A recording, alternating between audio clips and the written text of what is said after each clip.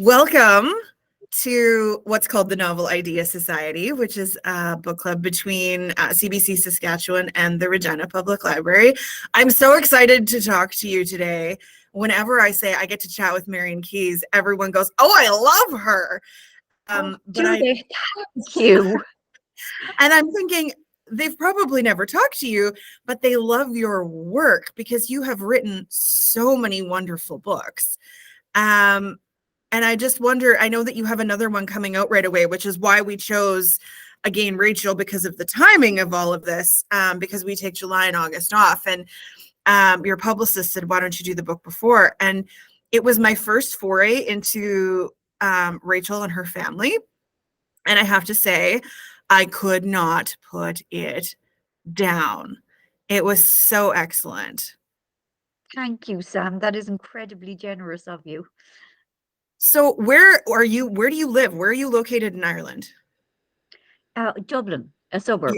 Nothing in any way glamorous or exciting. In fact, I've just moved house after being 27 years in one place.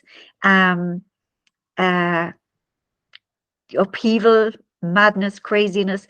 And so we've been in the new place about 2.5 months. And for most of that time, I've been away working. So it's still very, very new. But I'm speaking to you from London because I'm here. I'm in the UK doing promotional work for the new book. Oh, okay. Okay, great. I just have to say, so my one of my very good friends did her PhD at King's and at Trinity. She did her master's at King's and her PhD at Trinity. And so I came to visit her many moons ago in Dublin, and it is so wonderful having been there to read books about a place that you've been and you can picture. And it's not something that I get to do very often. Is Dublin and Ireland an important character in your books? I mean, yeah, it certainly seems that way. The thing is, like when I started writing, I couldn't imagine that anybody outside of Ireland would want to read about Ireland because, having grown up in the shadow of the UK, of Britain, like everything they did was like so much better, like all their music, all their TV shows, and everything Irish seemed, kind of a bit like homespun and unconvincing by comparison. And it was so interesting to me that that my books were read despite the fact that they were set in Ireland and they were, about Irish people. And I've tried at various times, to set my books in different places, like London, because I lived in London for a long time, and New York sometimes because my sister lives there. But I lived in London and then moved back, a good while ago, but I didn't want to move back because I just felt, that kind of claustrophobia of returning to a small town that you thought you'd escaped from forever.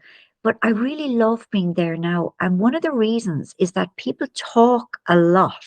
Like Irish people I mean, you only have to listen to me. I'm sorry, I'm taking 4 hours to answer one simple question.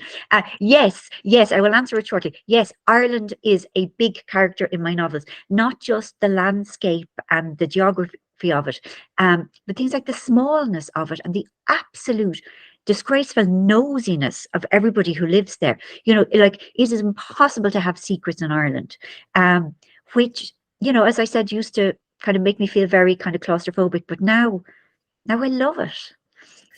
I will say, having been there, the people are largely what made it such a great experience for me when I went to travel there. Like every pub you went into, everyone was so friendly and they wanted to know. I mean, it helps that I'm Canadian because they seem to really love Canadians in Ireland. I do. But it was just such a great experience that I've said to my partner a few times, like, we have a trip planned next year. And I said, after that trip, I think I'd really like to take you to Ireland. Like, I'd really like to go back there because I did the could I live here test, which I often did when I was younger. Like, could I live here? And Dublin is such this interesting mix of crazy history and these big, old, beautiful concrete buildings, and then new too, right? Like there's just such a great history there that we don't always have here in Canada. So it's just, there's certain things in the air that when I smell it, I'm like, oh, that reminds me of Ireland. Hops is certainly one of them. If you've been anywhere near the distillery. Okay, enough about my love of Ireland. Take me back to when you first started writing, if you don't mind. Oh my How God. and I don't mean like, oh my God, how old was I and what was I doing? But I'm wondering how your processes as an author have evolved, because I think a lot of us as we get older work smarter, not harder. So I'm wondering how your process has changed when you're putting a novel together from when you very first started to whether it's again Rachel or the one that you're promoting that's coming out in July. Yeah, Sam, I don't think it's changed at all. I mean, some things have changed and improved. Like I mean, it's hard to believe because my books are still very long, but like I have got better at being pithy, at distilling, um, sentences down. I'm far more brutal with, red penning my way through tangential stuff.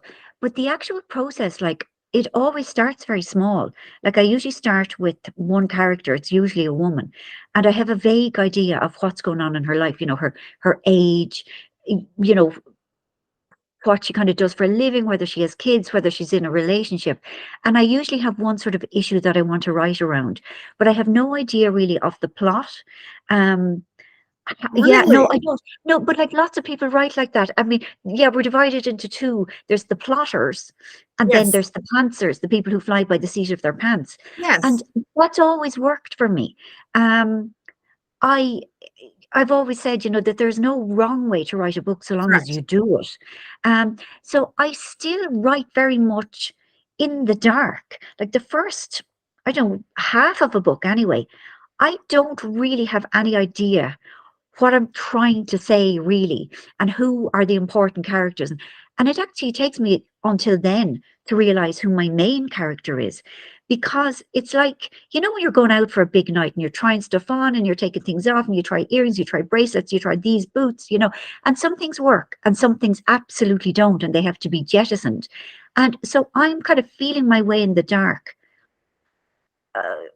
trying, going down dead ends, coming back out again, writing a load of stuff, realizing it doesn't work, then like losing it. Um, and yeah, I don't work smarter. I wish I did because I hear people say that, they've learned how to kind of control the process. Um, and again, we're all different. Yes. And I would prefer to write the way I write. I feel very grateful that I'm given the time that I need. There are a lot of writers who are on like a book a year, and you've got to keep that, they're on some sort of career path and they've got to stick with it. And and my well, yeah, I mean, I can't do it basically, and my publishers are fairly accommodating around it. So yeah, I hang on, something has just system update. We found updates. Okay, no, we don't need to worry about No, this. we don't Sorry. want to do that It right now. might be important. It's not important. So yeah, I don't work smarter. Um, I think I probably work harder. I was going to say that sounds like you work harder, but it also sounds to me then like you're discovering the characters almost the way the readers do. Like you're discovering the story Yeah. the way we do reading it. Yeah, like I don't come to it. And I know, we all write in different ways. A lot of people come to it from their head. They know who the person is, what their station in life is, they kind of know all the facts and they kind of know the story they want to tell. And I would prefer for it to feel more organic because for me, that means that I almost surprise myself. That's not as precious as it sounds. But it takes time. And, I realize that I have changed, or, I hear people talking about their attitudes to life, the age they are. And I think, well, that's interesting. I haven't really come across that before. And I think, could I metabolize that for my character? Mhm. So it's, yeah, I just take longer because I feel like I go very intuitive on it. And that is in no way criticizing any other people's No, no, no. method. Um, I kind of write from the gut. I mean, eventually I have to write. I mean, I do have to put a kind of a template. I have to order things, but that happens quite late in the process. As you say that you write from the gut, I wonder about the emotions of your characters because I feel as a reader, you don't always feel maybe what the author intends, but I feel like you're very good at getting you to feel what your characters are feeling. Like I really did have that journey with Rachel and Luke. And when you were writing those characters, and I know you've revisited Rachel a few times, how did you get to the and through the addiction portion? Because I think in the world we live in now, everyone is somehow touched by someone who has some kind of addiction, whether it's alcohol or drugs or whatever it might be. That's just the world we live in now. But it felt really personal. So I'm wondering how you got to that place with her and with him. Well, I mean, I'm a recovering addict. Like I'm an alcoholic, and I'm 30 years in recovery, so it's easy peasy to write it. It's part of my day-to-day life. I do a lot of work to make sure I stay well. It's what's the word? It's mundane at this stage. It is no big deal. I'm Marian. But I'm that's an what I alcoholic. mean. Like knowing Yeah, that you're an alcoholic, because you still convey those moments of what's the word, I'm like almost like discovery or that revelation, those moments where she realizes like, oh my God, I did do this thing. Oh my God, I didn't realize. And as for someone who is it might be mundane and it is part of your daily life and what you do, getting back into that, like I'm just wondering where you tap into for those moments of like, oh God. yeah. Again, it's easy because I mean, that isn't to sound in any way like a brag. I mean, I spend a lot of time with other addicts in recovery, and like a lot of them are new, and a lot of them come in for a little while and don't stay. They go back out and they start using or drinking or whatever again, and I never see them again. And sometimes I hear, you know, a year down the line or 6 years or whatever, that they're dead. Like the kind of the fragility of recovery and oh my God, the gift of it. I can't ever lose contact with that, because if I do, then I forget. So, I see people, relapsing, I see people ruining their lives. I see people coming in and getting well and their lives blossoming.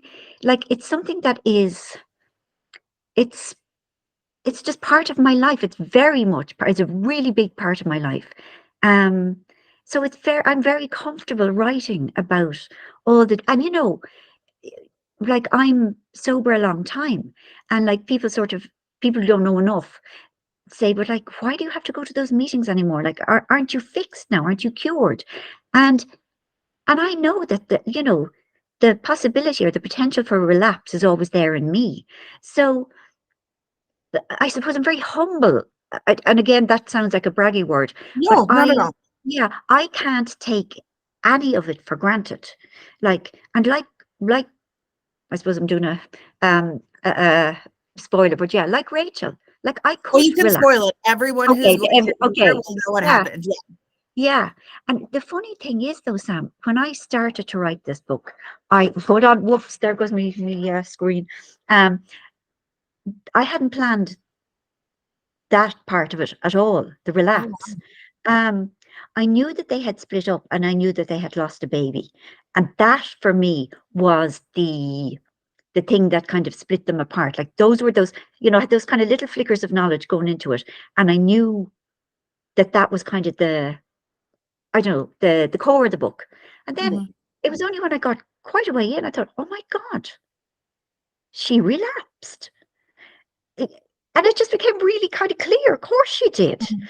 Um, 'Cause it's and something you it's can funny, control.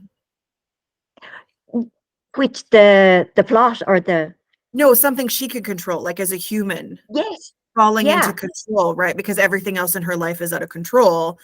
That's yeah, something she could control. yes, yeah. And it became like an activity in itself. It became like a distraction, like hiding it from Luke, managing to get it from the various doctors. Like it kept her mind off the awful pain. Um, but it was interesting that it had never, it wasn't something I had planned at all. Like I knew from, because I'd written about her own standalone recovery novel.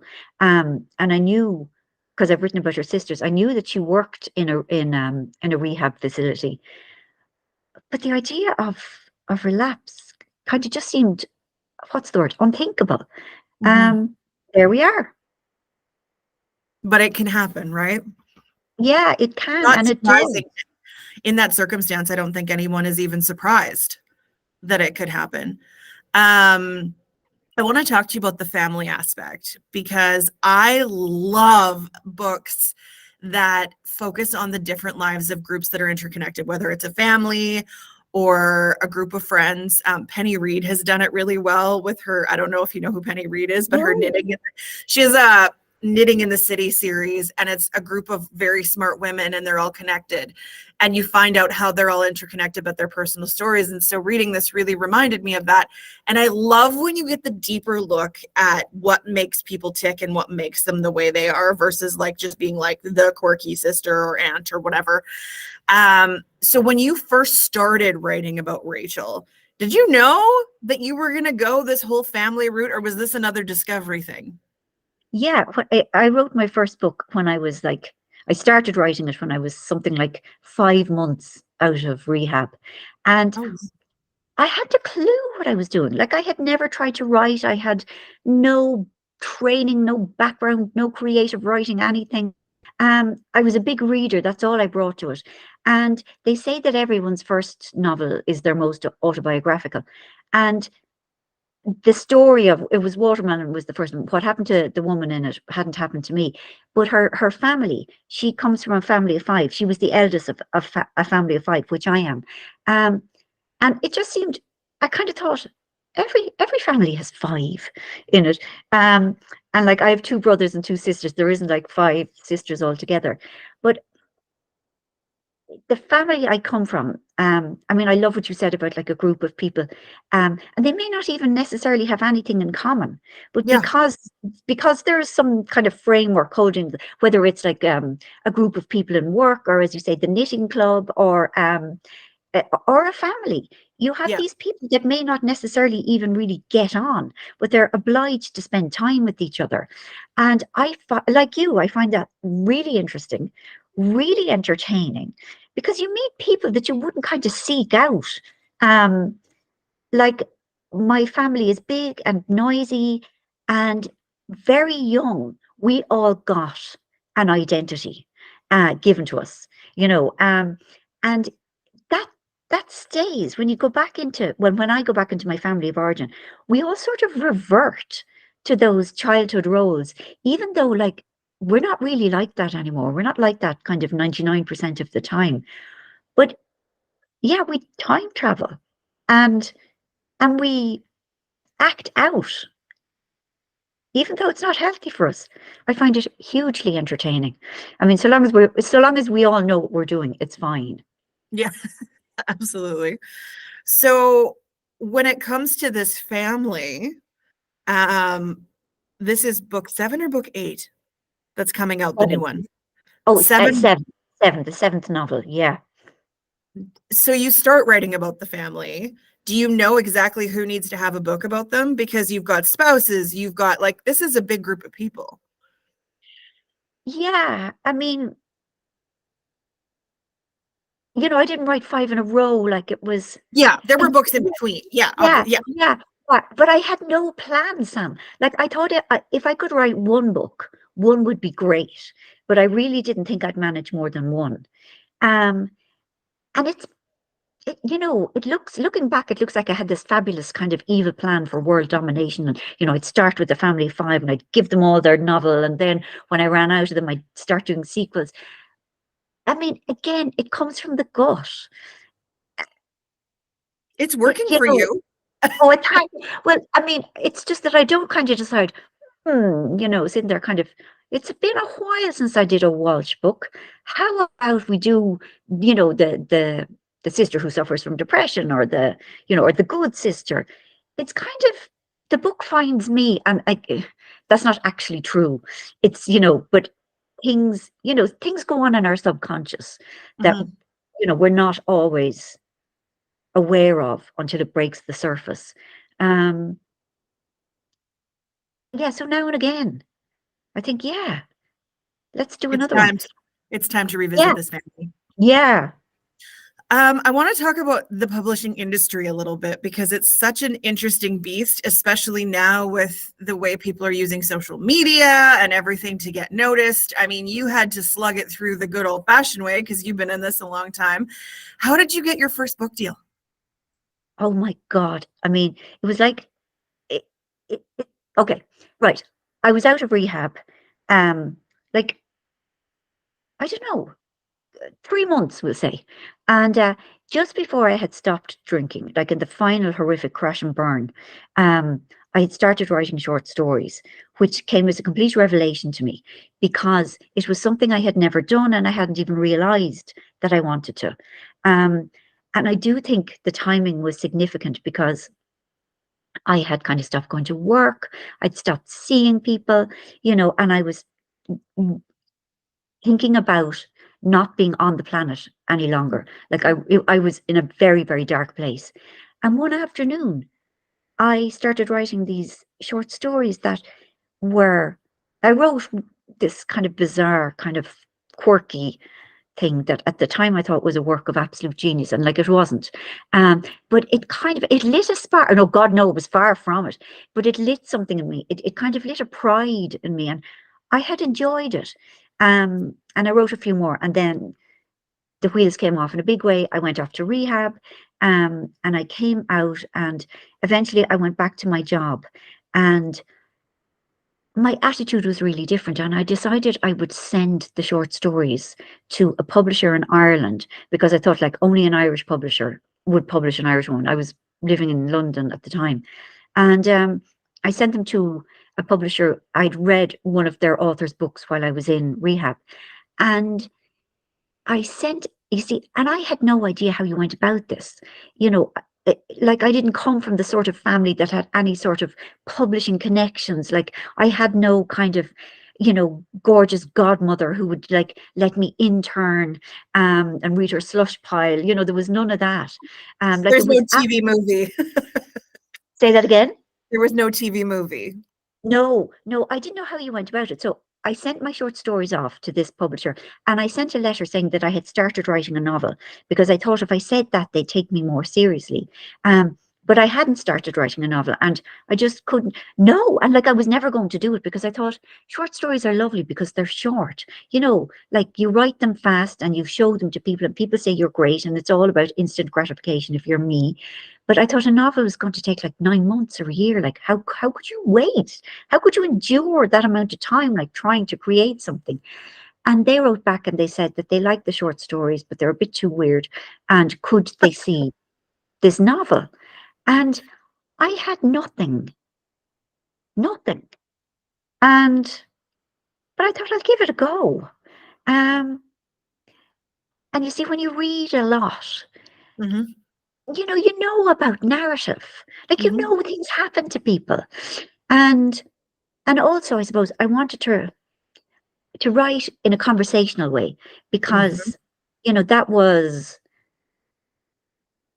I surrounded myself with people who were good raconteurs, who were great with anecdotes, and I grew up that way. Like I came from a family that like they were great, still are at storytelling, at being entertaining. And I decided I would just write about a woman not too dissimilar to me, except, that she wasn't an alcoholic, but kind of, regular. What we were calling ourselves at the time was post-feminist because we were so badly served by the patriarchy at the time that we couldn't even use the word feminist without feeling ashamed. Right. Um, and we had been told that the war was over, that our glorious, shiny futures were there for the taking. And me and the other women on the ground who were working crappy jobs and, being treated really differently from men every way, financially, professionally, sexually. I knew that this was not the brave new world I'd been told I was living in. And so just writing about a woman like me in a Mm-hmm. conversational way. But I started it with something dramatic. I had read Heartburn about 4,000 times. And so I started it with a woman who'd had a baby and her husband had left her. So that was kind of my start. I had no idea where it was going. But I suppose there was an energy in it because it was conversational. And And so I went into rehab in the January, and in July, I got a 3-book deal with, yeah, no, yeah, okay, but calm yourself down. No, like I made no money. Like I made That's still nothing. amazing. It is Money or no amazing. money, It is that's amazing. amazing. It is. It is. No, absolutely. And I felt like, I don't know, like every good thing that ever happened to me kind of happened around then. Or maybe it was like a function of getting sober. I've been lucky enough to have been helped to stop. Um, because I wouldn't have been able to write if I'd kept drinking. Mhm. That's an incredible story, though, that the universe almost lined things up for you to say, if you can get clean, if you can do this, if you can stay Yeah. sober, this is a path that you can take that will bring you joy, and really has. Yeah, because like I never felt like I belonged in anything. The way when you're a kid and people say what you want to be when you grow up, and like in my day, what people used to say was air hostess. I mean, that was kind of the dream career. We couldn't imagine anything more glamorous, and but I couldn't imagine anything at all. It was just this murk. My future was just this fog. I couldn't imagine me doing anything, and like all I wanted was to be happy. That's what I wanted to be when I grew up. I wanted to be happy. Um, and I had no idea. Everyone else seemed to be able to make life work for them. They did things and then they got rewards. And I was just so clueless. And, it always felt like I didn't get my operating instructions. Like I never knew how to be a person in the world. And everything I did, the minute I did it, it sort of became corrupted by its association with me. But when I wrote the short story that day, that was the first time I had kind of created or done something that I felt proud of. Um, and like I didn't start until I was 30. And I know most people who are writers or want to be writers have been doing it since, a very young age. But I suppose, we all go our own path. And it Mhm. just goes to show that like it's never too late. And that, hugely surprising things can be delivered. I suppose if we meet ourselves halfway. I think that's a lovely thing for young people to hear in a world where so many of them want to be like YouTube influencers because they don't know what else there is. They grow up on screens. They don't know what else there is for them out there. They don't know what they want to do with the rest of their life. And just to try something you've never done before and see how it goes. And it might go really well for you. There's so much Yeah, fear in that, right? Like, were you afraid to let people read what you'd written, or were you very sure? Were you very self-assured? I wasn't self-assured. I was really excited at having been able to do something, like to produce something. And I was also clueless. I honestly, I knew nothing about That's writing, almost a about, gift. yeah, that kind of naivety served me well. Like it got me, like, my first book, I suppose, was the nicest one to write because I just had such a great time. Like anything I thought of, like I threw into the book. And I didn't realize, oh, you're not meant to bore people to death. Just because you found it funny doesn't mean that everyone else will. And like, that thing of like a little knowledge is a dangerous thing. By the time I came to write book two, I understood that there was a lot of things I couldn't do, and it kind of stymied me. Um, and like even now, if I read, negative reviews, they go much deeper than the positive ones, and they kind of stay with me, and they sort of hinder. y- you know, um, like somebody just said that I use too many adjectives, and now I find that I kind of flinch when I do one. Do you know what I mean? But You're that limiting kind of, yourself based on what people have yeah, given you for feedback. yeah. But with the first novel, like I was just so skippy and free and clueless and delighted, um, that I really enjoyed myself. How long does it take you to write a book now? At least 2 years. Really? And how do Yeah. you, so is it like, what's the process like over those 2 years? Is it 2 years to a draft, or is it 2 years start to finish, like published? The last two books have been 2 years start to finish. Um, and I don't do drafts. I only do one draft really, and then an edit. Yeah, no, but like that's just because I edit and change all the As you time. go. Yeah. Uh, yeah. Um, I really envy those people who manage to do like from start to finish, like in 8 weeks. But I think, how would you know? Because you don't know your characters. That's how it is for me. So I'd rather inch my way along, kind of claiming small amounts of ground at a glacial pace for a long time, and having to do various retreats and side bits. And but that's how it is for me. You know, Is that why you think you maybe feel criticism a little more intensely, because you are physically invested in these people and these characters because you've really gotten to know them? I don't think so. I mean, I'm No? very thin-skinned by nature.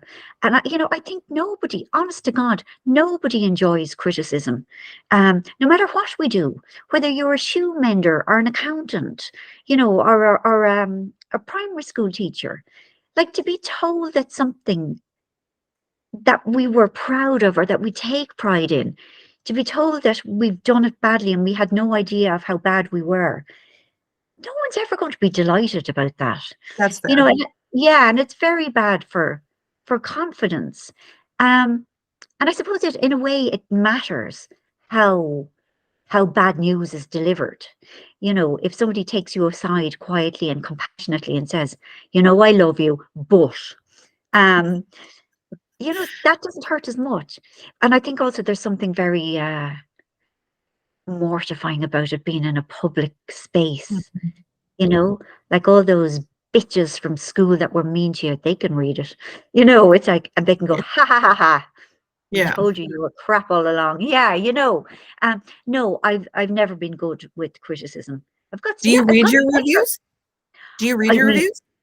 I don't, I mean, like, I would rather, I don't know, I don't know, even, I never, ever, ever would go on Goodreads or I was gonna say Amazon or that anything like that. everybody really hates Goodreads. Like, there's good Yeah, stuff, but there's bad stuff too. yeah. And like, there's no way that I'm going to willingly traumatize myself. I think more of myself now than I used to. And like it's inevitable. Like, all kinds of, I don't know, odd people will approach me, in day-to-day life and tell me how much they didn't like my last book. As if, yeah, What? I mean, you Wouldn't know, you just keep that to yourself? yeah, isn't it very odd? Like, I mean, there are lots of things I don't like in life either, but I'm not going to hurt a person or make their day or their week slightly worse. Um, but It'll be no, like I mean, walking up to a musician and telling them that you don't like their current single. yeah, or Like, you like would never do that. telling your doctor that you really don't like when you have to go to them because her hands are cold and she never makes eye contact. Do you know, like it doesn't matter what you do, but if you are criticized um in a way that kind of implies that you aren't invested in what you've done or created is painful. Mhm. Um, so, but if there's a review in a newspaper or something like that, yeah, I will. Those are always so much longer too, because they're more of a feature on you and your writing. And Yeah, yeah. And like, there's usually something good. But like it's a bad idea to believe the good ones if you don't, you have to either believe both or believe none. yes, I had a boss that told me once, you're never as good as you think you are, but you're also never as bad as you think you are either. Okay, I think that's a compliment. I'm not Mhm. sure. Like you're never as awesome as you think you are, but you're also on your worst days, you're never as bad as you, Okay, because we're always our best hype person and are always our most negative critic, right? yeah, Um, yeah. but when it comes to titling your books and covering your books, are you very involved, or do you leave it with the publisher? How hands-on are you with your babies?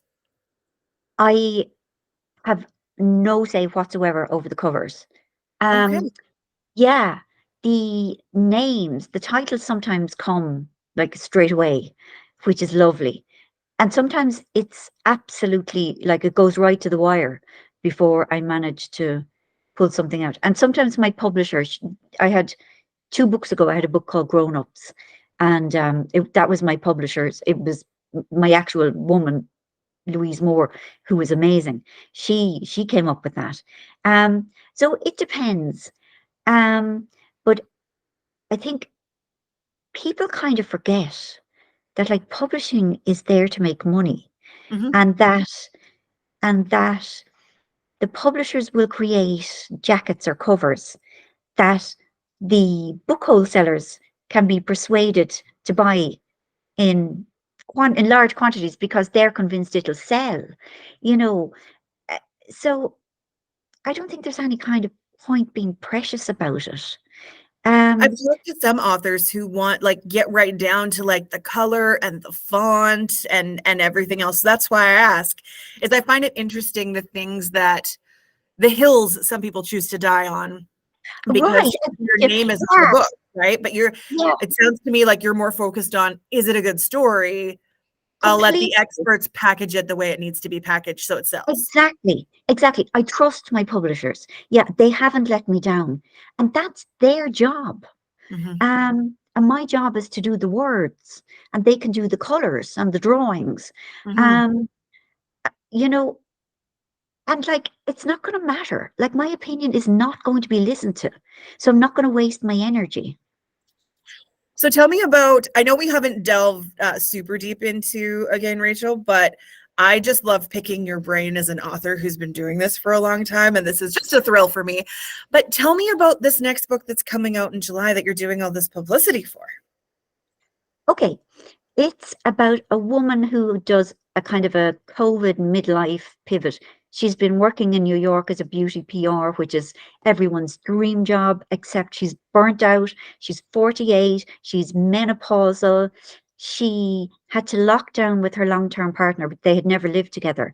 And like he drove her up the wall, like he really, really got on her nerves, and she got on his. And so she's Irish, and she goes back, she kind of leaves it all behind and she goes back to Ireland. And there's been a man, I mean, she's been married, um, but there's been a man that for like 20 years, it's been an almost situation, but like they Hmm. hurt each other, they never, they were just never, one of them was always in the wrong place, emotionally, like, and they both married other people, and in both cases it didn't work out, and they end up working on this project together through a mutual friend, and it's about lots of things. It's about love in midlife. um it's about being a woman in menopause and still feeling, you know, viable, sexually. Um, it's about that thing of like jumping off a cliff career-wise, Hmm. and kind of seeing where you land and it never being as good as you thought it would be. But it's about adapting. I think it's also about the human ability to adapt. It's also it's an enormously about shame. It's about the fact that like most of us don't get to 48 without having accumulated, one or two parcels of serious stuff, like really things. I'll speak for myself, things that if I could go back, I would change things. I would not have been so forthright. I would not have been dishonest, like whatever it was, I would have been better. But I didn't do better because I didn't know better. And it's Hmm. about how do we manage those those events and their consequences, especially when when we meet somebody who knew us back then, and especially if they are one of the people that we hurt. It's about shame, it's about human communication, it's about recognizing the fact that we are all flawed and finding some way to let ourselves off the hook, but not to do it again. Hmm. So it's about that. It's about kind of starting again. But it's not a pandemic book then. The pandemic was just the No. jumping off. Okay. As you Thank said that, you I was for like, people might be saying like, that. oh goodness, not another pandemic No, situation. no, no. Thank you for that. Yeah, because somebody got me in a on a radio interview and started talking about the pandemic and how was it for you and blah, blah, blah. But as you say, the pandemic is just a device. It's just the It's a jumping device off to get it back for the to, thank you, to decision. get it back to Ireland. Yeah. What is it? Remind me what it's called. It's called My Favorite Mistake. Right.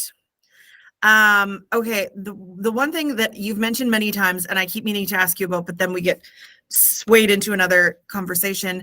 The conversational style of your writing is so important. I think, for me, I find books that are written the way people talk are the books that I can't put down because I get invested in the conversations. Not everyone writes that way. It's not to say that books that aren't written that way aren't good. But I know that you said when you started with the short stories, you wrote them conversationally on purpose. Do you think that that's why you have found success in your writing, is that it's the way that people actually talk? I don't know if it's that. I think a Or lot some of of the people, reason? I mean, the stories are great. I'm yeah, not going to say that it's not the stories, but yeah, they're just so consumable. Like it's so, yeah, like you get so sucked into it because you feel like you're a fly on the wall. yeah. I think a lot of people are daunted by books. You know, they feel that they're not clever enough or haven't read enough.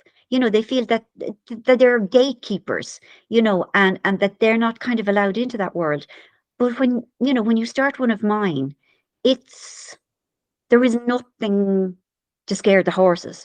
There are no, and it's pacey. I suppose that's another thing. I mean, and I'm only saying this because it's what I've been told. But you know, I speak quickly, and my authorial voice is fast. Yes. Like, Yes. yeah, come with me, come with me. I'm going to tell you this. I'm going to show you that. We're going to go over here now. And in a way, it's kind of taking care of the reader. It's like, it's okay, I've got you. I'm going to show you things. I'm going to introduce you to people. I'm going to bring you back over here. We're going to, you know, we're going to move forward a little bit, but I've got you. Mhm. I think that's it. So people are thinking, okay, I'm enjoying this because I'm not scared. I don't feel inadequate. I don't know where the story is going, but you know, I'm entertained for the moment. Mhm. Um, and I mean, that kind of gets a person through, you know, maybe the first couple of chapters. And usually it's good to start this is what I feel, with something dramatic. Then after maybe one or two chapters, then we stop. We do some backstory, quieter, calmer. But by then, hopefully you've got your reader's trust and they'll stay with you through, you know, the less brisk stuff. And Mhm. then we're back up and we're moving at speed. You know, we're like meeting these people. We're thinking about that. We're wondering who these are. And that's kind of the pattern that I write. You know, one action chapter and then one more reflective chapter.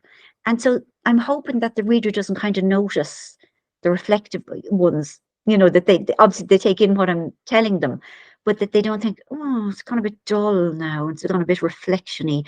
Um, so No, that's not at all. It's how. it's funny that you say that though, because as someone who technically flies by the seat of their pants, you do have a system. I do, I do. You see, and do you remember I said like at some stage I'm going to have to put a template on it. Yes. You know, and I put a huge amount of work then into organizing my material. And I move stuff around an awful Oh, lot. okay. Okay, I understand now. Yeah, because you know, I realized, okay, they're going to need to know that up front. So, okay, we move that to chapter 2, we move chapter 2 back to chapter 18 because it's not really needed. And, you know, that's kind of how it works. Are you a laptop? Are you a handwriter? Oh my God, I'm a laptop. Jesus, I've got such bad arthritis in my hands. I can barely I can't even sign my own name anymore. Can anyone write with a pen any longer? Jeffrey Archer told me he writes 14 drafts of every book and he writes them by hand. Okay, Jeffrey is a rare creature. Jeffrey, you see, Jeffrey's doing Jeffrey. Yeah, everyone has their own thing, but yeah. Yeah. Yeah, but do you ever dictate any of it? Like, or do you need to type it out on the page? See, I love that kind of interaction. I don't know, between my brain and my fingers and the screen. I like it. I like seeing it. It's, I don't, I was going to say it's meditative. I don't know if it is, but it's very connecting. The three parts of me together. Kind of, I like it. Okay, if someone were to say to you, I have this great idea for a story, I'm not a writer, but I feel like I could turn this into a book, what kind of advice would you give to them? I would say keep writing. And at some stage, you're going to get to a point where you feel, oh, this is going nowhere. And that's where you don't give up. What you do is you go back rather than trying to go forward. You go back and you go deeper. You know, you spend more time on your character. Who is this person? Who are these people? What is really going on here? What am I trying to tell here? Am I enjoying it? If not, what would make it enjoyable for me? Treat yourself as your first reader, your only reader.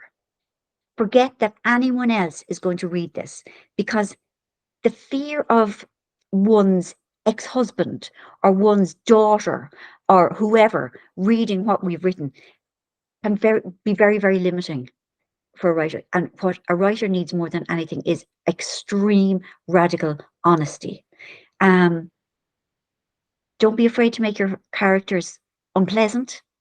Um, but I think keep bringing it back to you as a reader and saying, would I read this? Would I pay money for this?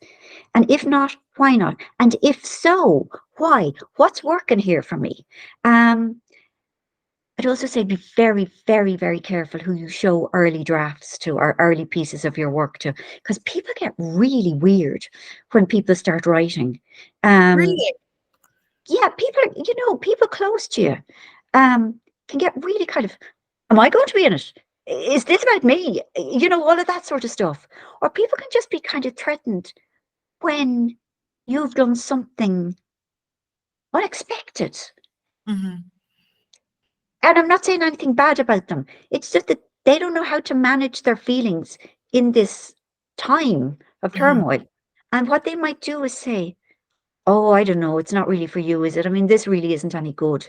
Oh, yeah. And another thing I have to say is expect your first efforts to be appalling, because they will be, because it's unavoidable. Because, Mm-hmm. like, nobody starts anything straight out of the gates brilliantly. Like, singers have to train their voices for like years and years and years. Nobody is born knowing how to write amazing sentences and amazing characters. Like, that whole thing of like gorgeous bursts of like delicious, fresh inspiration, that's only the minutest part of writing anything. Mostly writing is rewriting, polishing, deleting. Don't be afraid to delete, even though it's really painful. Put it in a file and say, I'll use it in another book or later or something. Pretend, fool yourself.